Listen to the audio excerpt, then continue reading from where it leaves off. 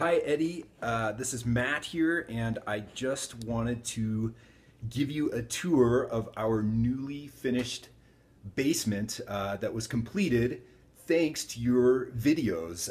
So this wouldn't have been possible without your expertise and your great videos. I think from start to finish, I watched every single one of your videos that you had published in your various remodel series, and so I just wouldn't feel complete without this project, without showing you the end result. Just because I'm so happy with the result and very proud of the work that got done down there, and so I just wanted to give you a quick tour. I've also got some before and after pics that I'll try and post at the end of this video as well to show you kind of what we had to start with. But essentially, we had about 1,000 square feet, and it was just a slab and some cement walls where the house met the foundation there, and that was our starting point. And so, but excited to show you what it looks like. So let me turn the camera around and I'll take you down there. Hang on here. Okay, here we go.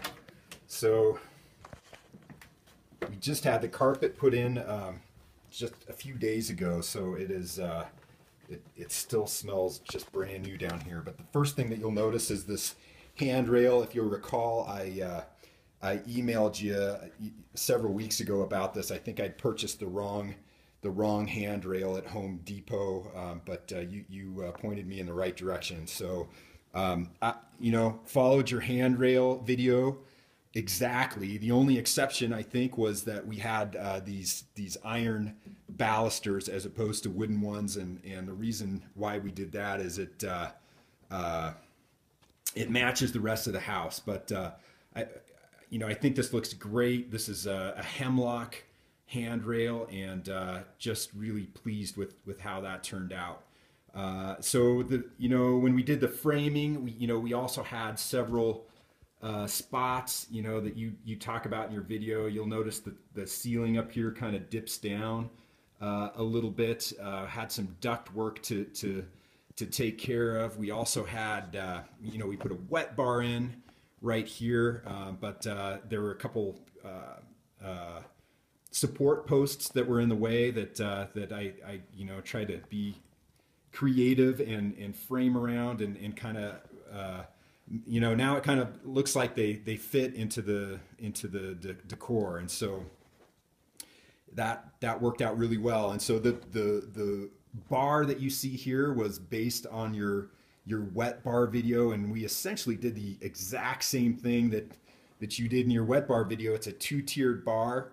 We faced it with that is beetle kill pine that you see on the front of that, and we're out here in Colorado, so we've got a lot of trees that are impacted by the pine beetle, and that is a remnant of some trees that were killed by the pine beetle.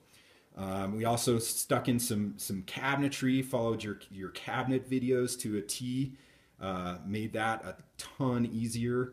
And they look, professional. I mean, essentially, there's no gaps between those cabinets, so that looks really good. Threw some porcelain tile on the top of the counter, and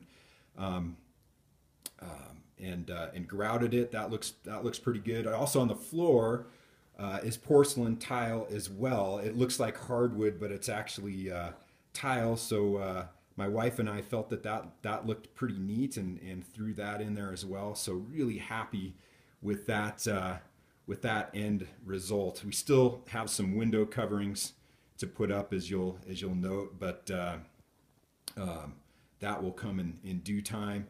We also here, as you're coming down the stairs, you'll notice that we've got what appears to be stacked stone, but this is actually it's a faux panel. This is a polyurethane panel, and it just goes up with a screw gun. Really easy to install, and it looks extremely realistic. So we were really pleased with how that turned out. We also put in a bathroom. you know, all the plumbing was done with PEX, as instructed in your video. Also poured my own shower pan and did all the tiling that you see here myself, and you know, I think it turned out really well.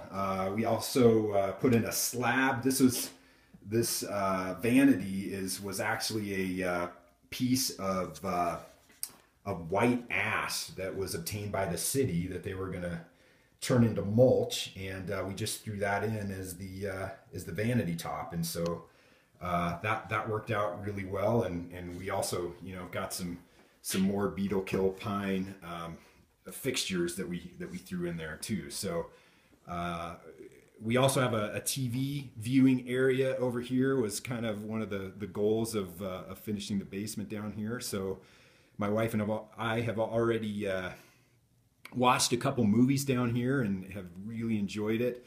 Back over here, we've got unfinished storage. So we kept, this is where all the mechanical is, and so that's going to remain unfinished. And I mean, you can see the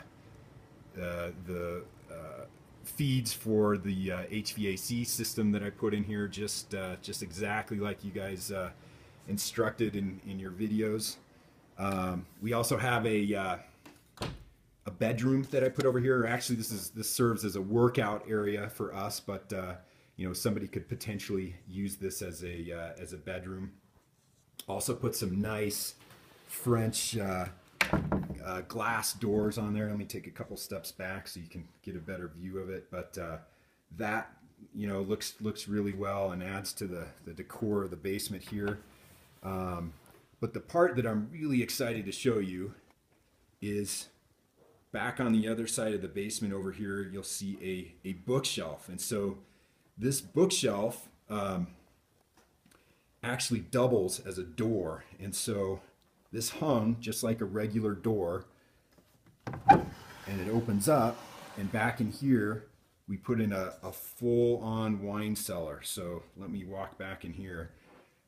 This thing holds, gosh, you know, probably close to 500 bottles of wine, and I also collect single malt Scotch.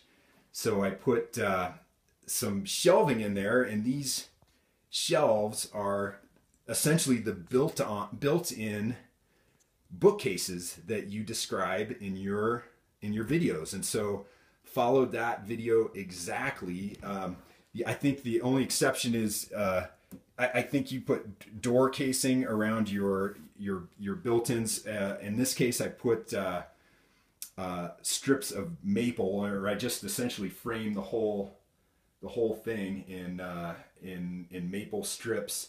And I think you use gosh, I can't remember. It wasn't maple that you used, but this is a plywood, maple faced plywood, and I think you used a faced plywood as well.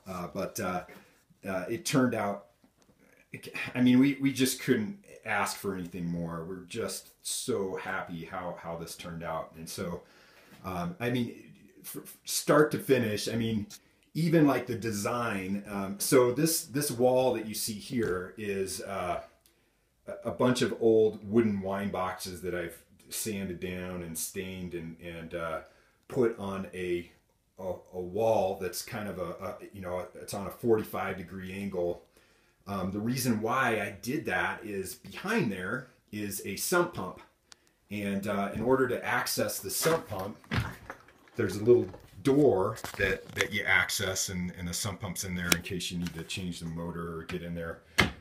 But those ideas came from, you know, I think you've got a video out there on, you know, how do you deal with some of the obstacles that you encounter as you're finishing a basement. And so all those little hints and tips and tricks that you conveyed were invaluable. And so the $100 investment that I made in buying your videos was more important than any tool that I bought or anything really that I spent money on. throughout this entire process, because it turned out so well. So Eddie, once again, thank you so much for your information and videos, and also for your support. There's a couple times that I ran into problems, and you were always there to answer questions, because you've encountered it before.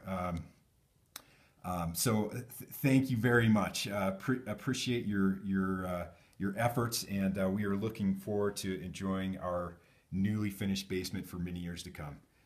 Thanks a lot. Bye-bye.